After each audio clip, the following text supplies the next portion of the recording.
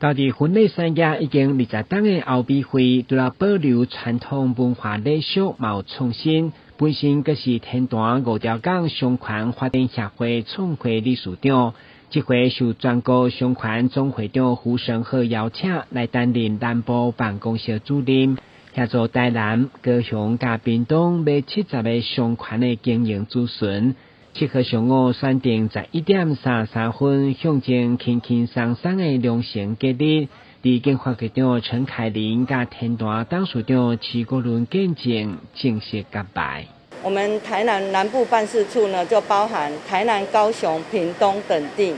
那在这边呢，就希望说，借着我们南部办公室，可以配合政府推动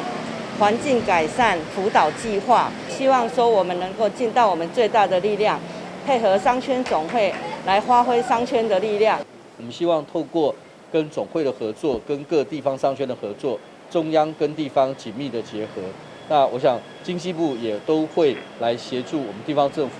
办理更多的相关的一个促销透过这样的一个活动，不管是台南购物节，不管是各商圈的辅导计划，以及商圈所争取的各项经费跟预算，我们都希望让中央跟地方一起为台南的这些我们的庶民经济，包括我们的商圈活动以及各中小企业都能够有更好的发展。